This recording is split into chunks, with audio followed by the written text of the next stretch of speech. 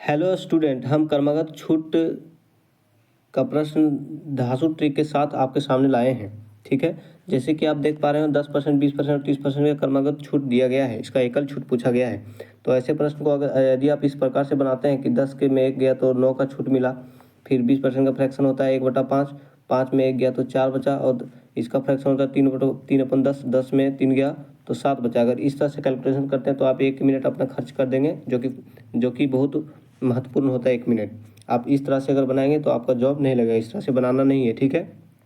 यदि कोई सोच रहा होगा कि इसको हम इस तरह से बनाएंगे, x प्लस वाई प्लस में एक्स वाई का जो फॉर्मूला अपन में 100 होता है, इस तरह से बनाने के आप यदि सोच रहे हैं तो इसमें भी 1 मिनट का समय जाएगा। आप इस तरह से बनाएंगे तो आपका जॉब भी नहीं लगेगा। आपको इस तरह से बनाना नहीं, महज ये 3 सेकंड का सवाल है। आपको सिर्फ ऑप्शन देखना है और टिक लगाना है, ठीक है। 6 9 6 15 और 4 19, 6 का ये नहीं होगा, 15 19 19 और 1 20, हाँ ऑप्शन नंबर बी होगा, ठीक है। तो ऑप्शन नंबर बी मैंने कैसे लगाया आपको बताता हूँ।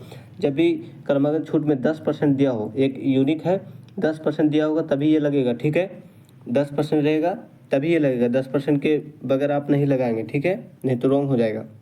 अगर प्रश्न में 10% दिया हो तो आप जितने भी ऑप्शन दिया होगा उन सभी का जितने भी अंक होगा उन सभी को जोड़ लेंगे, ठीक है। और उन सभी के जोड़ने पर जिसका सम 1 आएगा वही इसका आंसर होगा, ठीक है।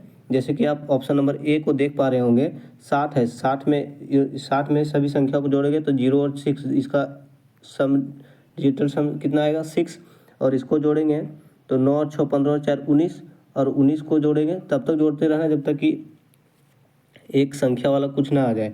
तो 9 और 1 10, और 10 का मतलब क्या होता है 1, तो 1 इसमें आया तो 1 ऑप्शन नंबर 1 बी करेक्ट हो जाएगा। इसमें देखो 4 और 5 9, इसमें 6 3 9, तो ऑप्शन नंबर बी में केवल 1 आया तो 1 ही सही होगा। लेकिन यदि आपके दिमाग में ये चल रहा होगा कि अगर 2 ऑप्शन में 1 आ गया तो ऐसा नहीं होगा। जब भी आपको 10 दिया रहेगा तो 99.99% चांस है कि एक ही ऑप्शन दिया रहेगा जिसका डिजिटल सम 1 होगा, ठीक है।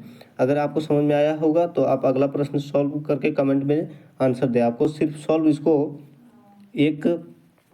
3 सेकंड में ही करना है, ठीक है। आप इसका आंसर कमेंट बॉक्स में दें।